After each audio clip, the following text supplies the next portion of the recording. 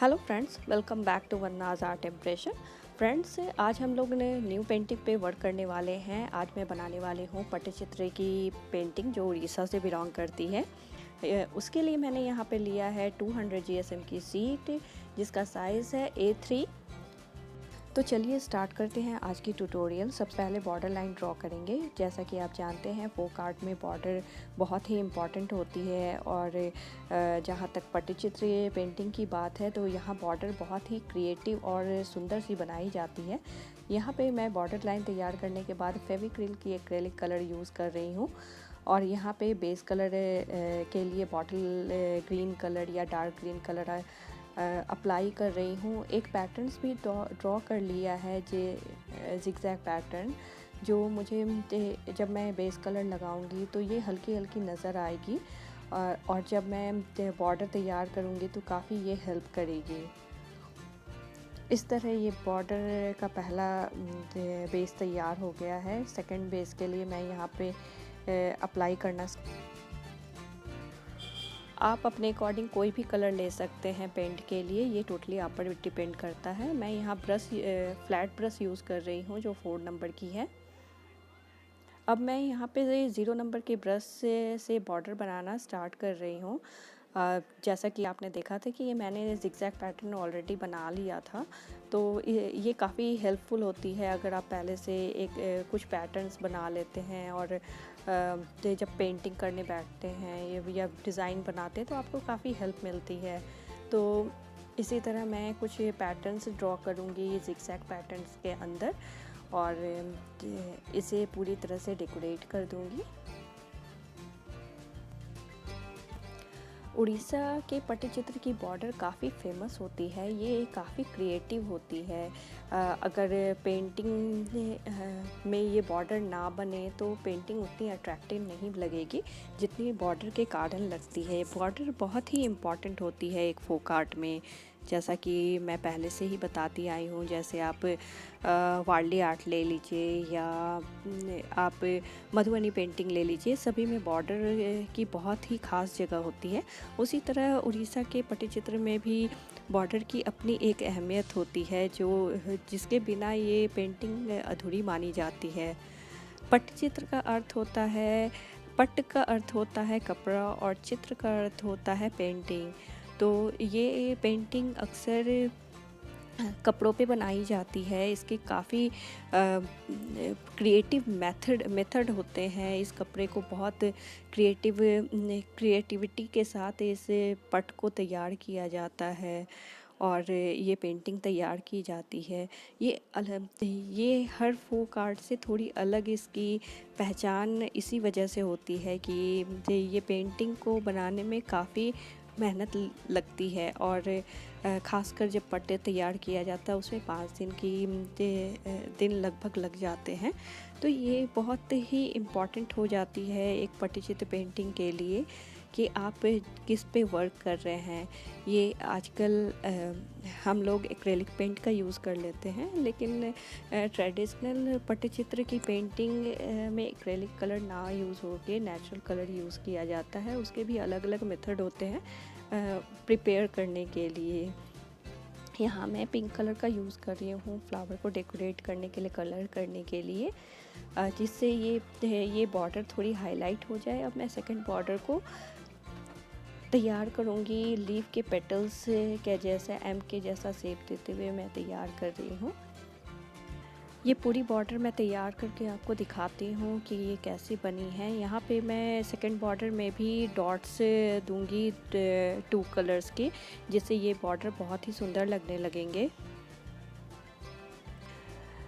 भारत में पट्टचित्र लोक संस्कृति का हिस्सा मानी जाती है। यहाँ अलग अलग राज्यों में अलग अलग नाम से भी इसे जाना जाता है। जैसे उड़ीसा में पट्टचित्र के नाम से जाना जाता है, इसी तरह बंगाल में कालीघाट पट्ट, मिदनापुर और झारखंड में जादू पट्ट, यम पट्ट, राजस्थान में फाड़ चित्र के नाम से जाना जाता है। तो बहुत स्टेट में अलग अलग नाम से जाना जाता है, जिसमें सबकी अलग अलग क्रिएटिविटी होती है, अलग अलग पहचान होती है।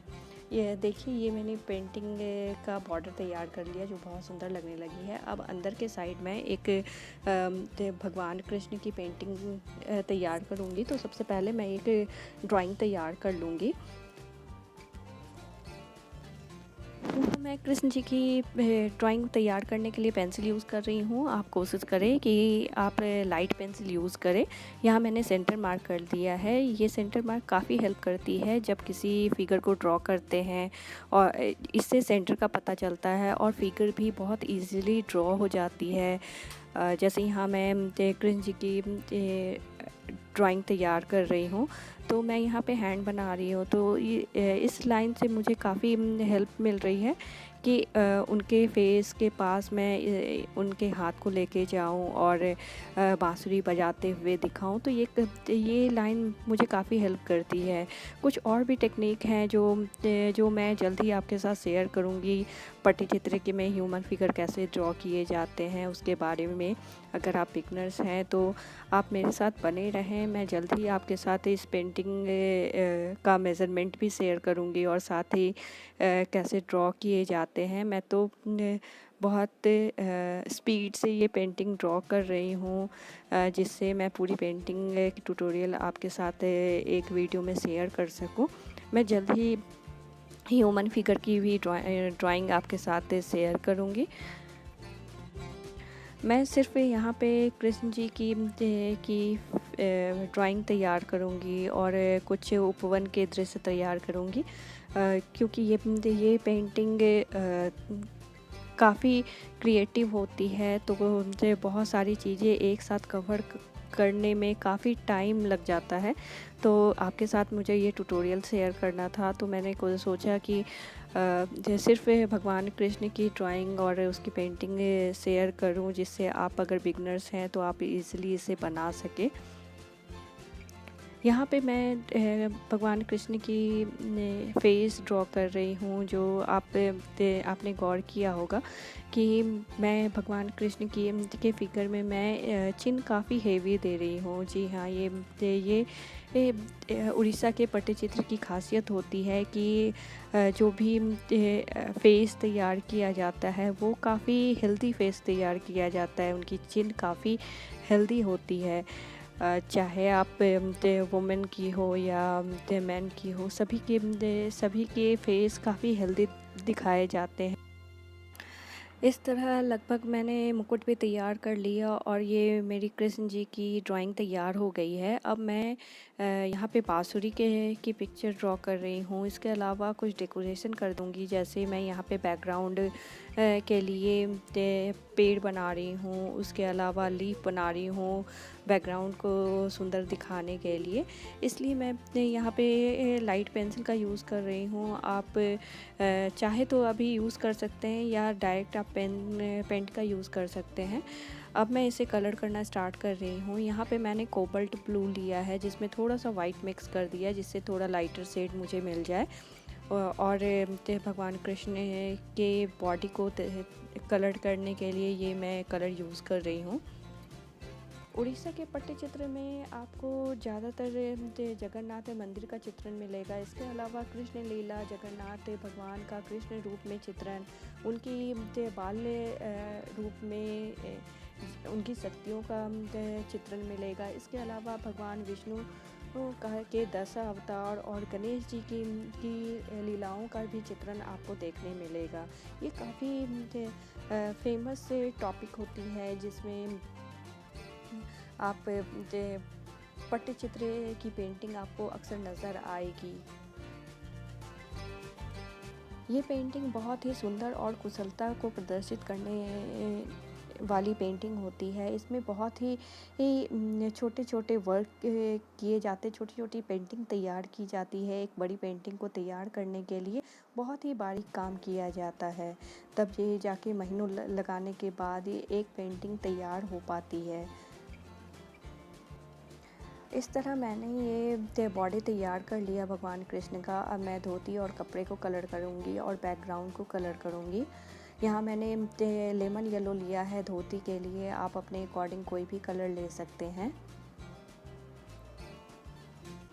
पट्टचित्र की पेंटिंग तैयार करने के लिए बेस कॉटन का होता है। कॉटन के कपड़े यूज़ किए जाते हैं बेस के लिए, जो साड़ी के जैसे पतले होते हैं, लेकिन डायरेक्ट साड़ी के कपड़े के जैसे कपड़े को यूज़ नहीं किया जाता। उस कपड़े से कैनवस तैयार किया जाता है, जो बहुत ही कुशलता से तैयार की जाती है। ये कैनवस उसके लिए इमली के बीज को पानी में 2-3 दिनों तक भिगोना पड़ता है। उसके बाद ये जब सॉफ्ट बीज हो जाते हैं तो उसका पेस्ट तैयार किया जाता है।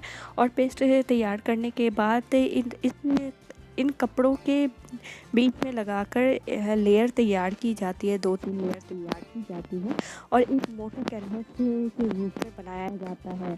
जब ये लेयर तैयार हो जाती है तो कच्ची मिट्टी का घोल इस कैनवस पे लगाया जाता है और सॉफ्ट पत्थर से घिसाई की जाती है और उस पत्थर के नीचे दबाकर रखा जाता है। तब तक रखा जाता है जब तक कि ये कैनवास चमड़े की तरह सॉफ्ट ना हो जाए और एक प्रॉपर कैनवास तैयार ना हो जाए जिस पर ये पट्टचित्र की पेंटिंग बनाई जा सके।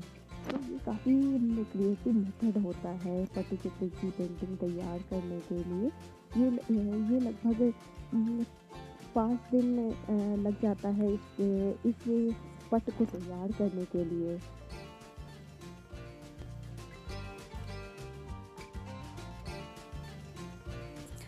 इसके अलावा तालपत्र और तसर सिल्क पर भी ये पेंटिंग बहुत तैयार की जाती है, जो काफ़ी फेमस है। इस पेंटिंग में जो कलर यूज़ किए जाते हैं वो ज़्यादातर नेचुरल कलर यूज़ किए जाते हैं। नेचुरल कलर जैसे शंख के पाउडर को वाइट कलर के रूप में लिया जाता है। दिए के काजल को काले रंग में ब्लैक कलर माना जाता है। इसी तरह सिंदूर और हल्दी से लाल और पीले कलर निकाले जाते हैं। इसी तरह बहुत सारे ऐसे नेचुरल चीज़ हैं जिससे अलग अलग कलर तैयार की जाती है और इन सभी कलर को वहाँ के जो लोकल वृक्ष होते हैं, लोकल ट्री कैथा नाम का एक वृक्ष है, उसके गोंद में घोला जाता है और ये कलर तैयार किया जाता है पट्टचित्र पेंटिंग बनाने में। इसके लिए जो ब्रश यूज़ किए जाते हैं वो भी काफ़ी यूनिक है। इस पेंटिंग में ब्रश के लिए चूहे का बाल का यूज़ किया जाता है। माना जाता है कि जो चूहे के बाल का यूज़ कर एक लकड़ी के होल्डर में लगाकर जब पेंटिंग तैयार की जाती है तो वो काफ़ी परफेक्ट और काफ़ी नीट एंड क्लीन वर्क होता है उस ब्रश से। इसके अलावा लकड़ी के ब्रश को भी यूज़ किया जाता है इस पेंटिंग को तैयार करने के लिए। इस तरह मैंने बैकग्राउंड कलर कर लिया और नीचे मैं ब्राउन कलर से कलर कर देती हूँ। उसके बाद जो छोटी छोटी एरिया है उसे मैं कलर करूँगी और यहाँ पे मैं आईज़ और लिप्स को रेड कलर से कलर कर रही हूँ। आईज़ के कॉर्नर में मैं थोड़ा सा रेड कलर डाल रही हूँ जो नेचुरल इफ़ेक्ट देगा। इसी तरह मैं रेड कलर का यूज़ ज्वेलरी को डेकोरेट करने के लिए भी कर रही हूँ और मैं मुकुट भी इससे थोड़ा बहुत डेकोरेट करूँगी जिससे रेडनेस का इफ़ेक्ट आने से ये बहुत ही सुंदर पेंटिंग लगने लगेगी।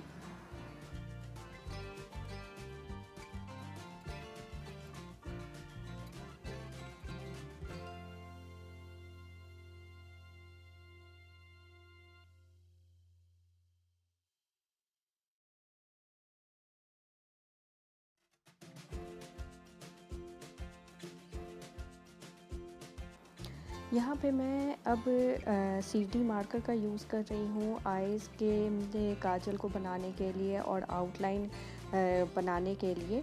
ये काफ़ी छोटी पेंटिंग है इसलिए ब्रश से मैं अगर आउटलाइन करती हूँ तो ये उतनी नीट एंड क्लीन वर्क नहीं हो पाएगा, इसलिए मैं यहाँ पे CD मार्कर का यूज़ कर रही हूँ। आप चाहे तो फाइन लाइनर्स का भी यूज़ कर सकते हैं।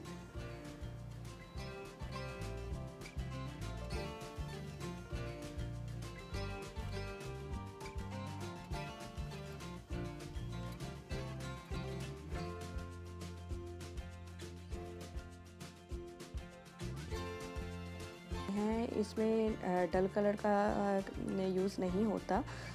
तो आप जब भी पट्टी चित्र की पेंटिंग तैयार करते हैं तो डल कलर को अवॉइड करें, जैसे ग्रे और कोई भी लाइट कलर सारे को अवॉइड कर जितने भी चटक रंग हैं उसका आप यूज़ करें तो ये पेंटिंग बहुत ही सुंदर लगने लगेगी। ये कुछ टिप्स और कुछ इम्पॉर्टेंट बातें थी पट्टचित्र से रिलेटेड, जो एक बिगनर्स को जानना बहुत ज़रूरी है जब आप पट्टचित्र की पेंटिंग तैयार करते हैं और इन बातों को जानते हैं तो ये काफ़ी इजी हो जाती है पेंटिंग तैयार करना। साथ में ये काफ़ी इंटरेस्टिंग हो जाती है जब आप किसी पेंटिंग को तैयार करते हैं और उसके बारे में भी जानकारी साथ साथ हासिल करते हैं। तो ये पेंटिंग ट्यूटोरियल बहुत ही इंटरेस्टिंग हो जाती है आपको देखने में भी, और आपको इस पेंटिंग बनाने में इंटरेस्ट भी जगने लगता है। तो इसलिए मेरी कोशिश रहती है कि जब भी मैं आपके साथ कोई बिगनर्स के लिए ट्यूटोरियल शेयर करूं तो उस पेंटिंग से रिलेटेड बहुत सारी बातें जो एक बिगनर्स को जाननी चाहिए मैं आपके साथ शेयर करती रहूं। ये पेंटिंग ट्यूटोरियल आपको कैसी लग रही है आप मुझे कमेंट करके ज़रूर बताइएगा। अगर आपको अच्छी लग रही है तो आप इस वीडियो को लाइक एंड शेयर करना बिल्कुल मत भूलिएगा। अगर कोई प्रॉब्लम होती है इस पेंटिंग को बनाने में तो आप मुझे कमेंट करके ज़रूर बताइएगा, जिससे जब भी मैं नेक्स्ट वीडियो अपलोड करूँ तो आपके जो डाउट्स हैं उसे मैं क्लियर कर सकूँ।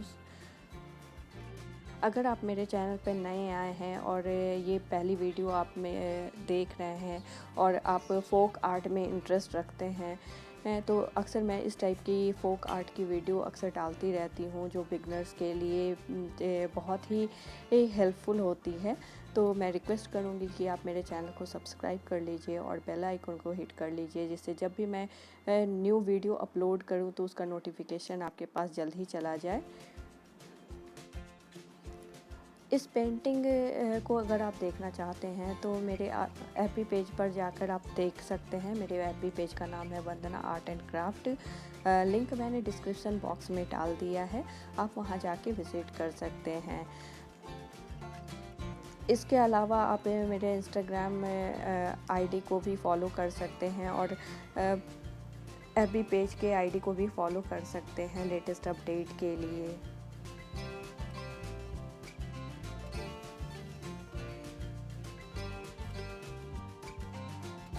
इस तरह आउटलाइन अब मेरी कंप्लीट हो गई है। मैं यहाँ ट्री बना रही हूँ। यहाँ पे मैं ब्लैक आउटलाइन से इसकी लीफ ड्रॉ कर रही हूँ। आप चाहे तो इसके बदले आप ब्राउन कलर का भी यूज़ कर सकते हैं, लेकिन थोड़ा सा उसमें ब्लैक कलर ऐड कर लीजिएगा तो नेचुरल इफ़ेक्ट आएगा। मैं यहाँ डायरेक्ट ब्लैक कलर यूज़ कर रही हूँ।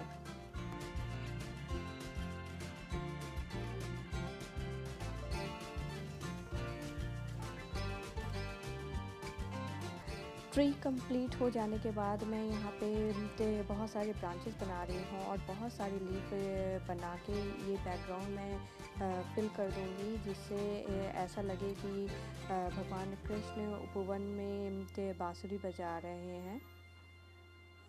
ब्रांचेस के लिए मैं ब्लैक कलर का यूज़ कर रही हूँ और लीफ के लिए मैं लीफ ग्रीन का यूज़ करूँगी।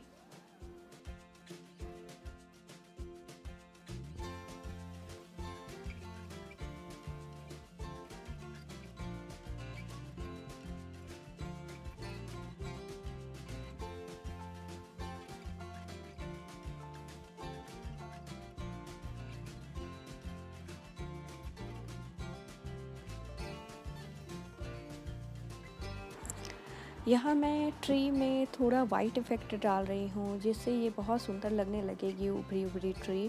इसी तरह जो ग्रास वगैरह हैं उसमें मैं फ्लावर से बना रही हूँ। जो छोटे छोटे ग्रास में छोटे छोटे फ्लावर्स होते हैं उसकी लड़ी मैं बनाने की कोशिश कर रही हूँ। इसी तरह मैं नीचे के बैकग्राउंड को मैं तैयार कर लेती हूँ। उसके बाद फिर मैं ग्रीन कलर के लीफ को तैयार करूँगी।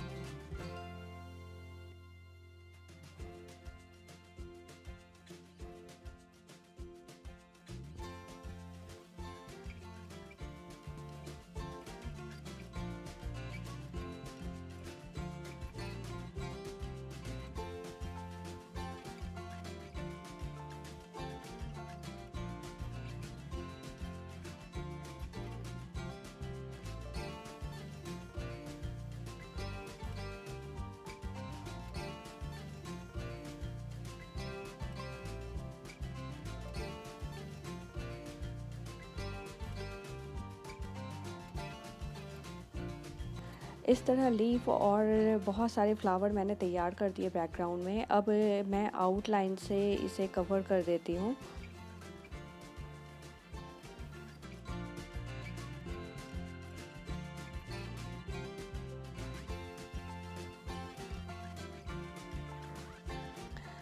इस तरह मेरी पेंटिंग तैयार हो गई है और तैयार हो जाने के बाद बहुत सुंदर लगने लगी है।